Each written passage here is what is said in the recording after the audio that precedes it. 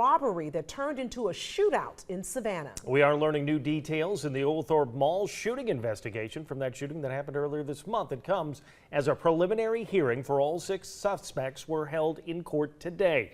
Our Madeline Bierster sitting down with one of the attorneys for one of the shooting suspects to learn what he says really happened on July 2nd. She joins us now live. And Madeline, what did you learn? Well done, Mike. It was a packed courtroom, first of all, despite other media outlets reporting this was in retaliation for a June murder in Savannah. In newly seen surveillance video from a different angle, the shooting actually appears to be started from an armed robbery.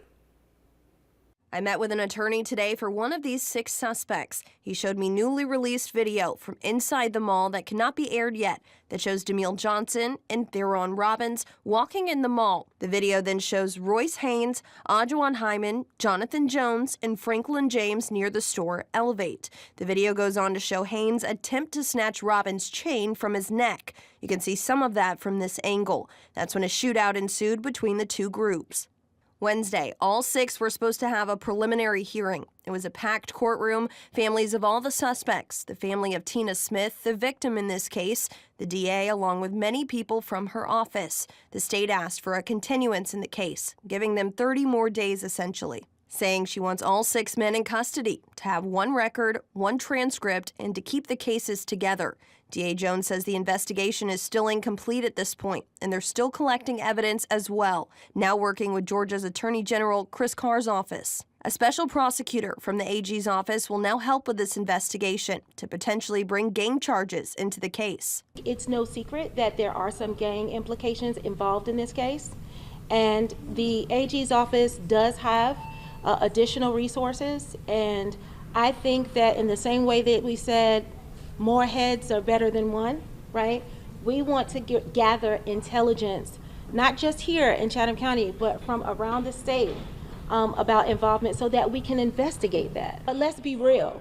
It happened in the middle of the day in a public place where all of our kids are, and it touched everybody in this community, so it deserves every resource.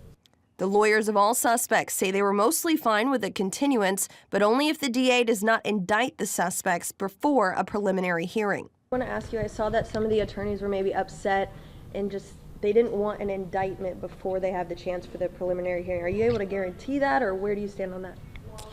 I am going to let the law and criminal procedure do its work. I certainly respect Judge Yancey. I also respect my fellow members of the bar. So in the coming weeks, we'll see what happens.